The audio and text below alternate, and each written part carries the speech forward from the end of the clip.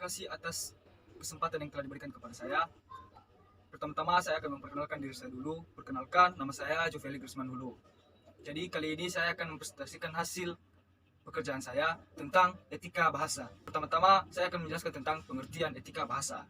Etika bahasa adalah suatu kaidah normatif penggunaan bahasa yang merupakan pedoman umum dan disepakati oleh masyarakat pengguna bahasa bahwa secara yang demikian itu diakui sebagai bahasa yang sopan, hormat, dan sesuai dengan tata nilai yang berlaku dalam masyarakat bahasa yang bersangkutan.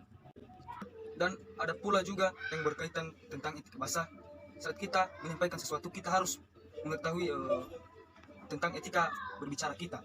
Jadi saya akan menjelaskan bahwa etika berbicara itu merupakan kewajiban dan sikap berlaku sebagai anggota masyarakat yang berkaitan dengan nilai-nilai sopan santun, tata krama, saling menghormati, yaitu bagaimana saling berinteraksi yang menyangkut hubungan manusia dengan manusia baik secara perorangan maupun kelompok. Jadi dalam etika berbahasa kita juga harus bisa menjaga etika kita dalam berbicara. Menurut Himes, apabila seseorang berbahasa perlu mempertimbangkan hal-hal tertentu, antara lain yang pertama latar dan suasana pembicaraan. Menurut Himes, apabila seseorang berbahasa perlu mempertimbangkan hal-hal tertentu, antara lain yang pertama latar dan suasana pembicaraan. Misalnya berhubungan dengan kondisi atau situasi. Contoh saat gembira, galau, marah, atau sedih. Yang kedua, siapa peserta bicara, yaitu orang pertama, kedua, atau bahkan ketiga. Dan yang ketiga, tujuan pembicaraan yang jelas agar pembicara dan pendengar dapat memahami makna dari sesuatu yang dikomunikasikan sehingga tidak terjadi kesalahpahaman. Keempat, urutan, aturan, atau giliran bicara. Maksudnya cara menyela secara benar. Misalnya ketika orang yang kita akan sela berhenti berbicara atau ketika dia sudah menyelesaikan kalimatnya. Dan kita sambungkan dengan kata misalnya izin Pak, Bu, atau mohon maaf Bu, Pak, minta maaf Bu, Pak. Nah, seperti begitu. Kelima, topik pembicaraan sesuai. Maksudnya di mana topik tersebut menarik dan tidak membosankan serta berkaitan dengan apa yang sedang dibahas. Keenam, alat atau saluran bicara yang digunakan, seperti telepon, surat, telegram, dan sebagainya yang mempunyai aturan tersendiri. Ketujuh, norma atau sopan santun berbahasa yang berlaku di masyarakat berbahasa yang berlaku di masyarakat bahasa yang bersangkutan dan ragam bahasa yang tepat. Maksudnya ragam bahasa yang tepat ini adalah seperti resmi, santai, ilmiah, dan sebagainya. Secara khusus, Sukatman menjelaskan sejumlah aturan tutur dasar bahasa Indonesia yang perlu dipatuhi agar tuturan komunikasi terasa sopan. Aturan dasar yang dimaksud antara lain sikap terbuka dan bersahabat. Aturan dasar yang dimaksud antara lain sikap terbuka dan bersahabat. Sikap terbuka untuk bisa mendengarkan keluhan dari siapa saja atau dari orang-orang lain.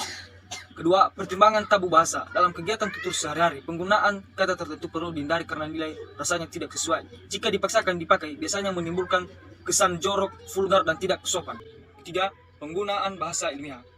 Kesopanan tutur bisa diwujudkan dengan menggunakan kata-kata ragam ilmiah karena ragam keseharian bernilai rasa kurang baik. Keempat, penghalusan bahasa atau dengan kata lain eufemisme. Untuk bertutur secara sopan, kita sering menghaluskan kata-kata yang dianggap kasar. Penghalusan tersebut dilakukan dengan cara mencari kata yang sama dan bernilai rasa lebih santun.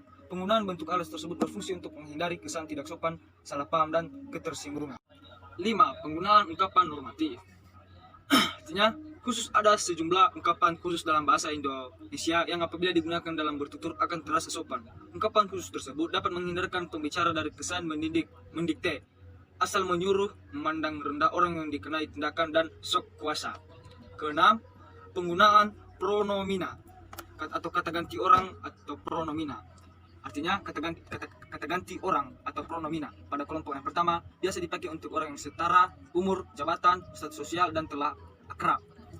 Pronomina pada kolom kedua bisa dipakai untuk berbicara dengan orang yang perlu dihormati secara proporsional dan tidak terlalu feodal. Ketujuh, pemilihan kata yang bernilai rasa lebih halus dalam bertutur. Pilihan kata yang bernilai rasa halus sangat diperlukan. Dalam bahasa Indonesia ada kata yang ide pokoknya sama tetapi nilai rasanya sangat berbeda. Kedelapan, penggunaan bahasa tubuh secara tepat dalam kegiatan tutur bahasa Indonesia sehari-hari di masyarakat lazim diikuti oleh bahasa tubuh atau gestur secara proporsional. Artinya seperti saat kita menjelaskan atau menerangkan, kita harus menggunakan bahasa tubuh yang tepat dan benar. Jadi, ke-8 poin yang telah sampaikan itu adalah termasuk dalam karakteristik etika bahasa. Jadi sekian yang bisa saya sampaikan. Mohon maaf jika ada kesalahan dalam tutur kata atau gerakan tubuh saya. Terima kasih. Ya, ho.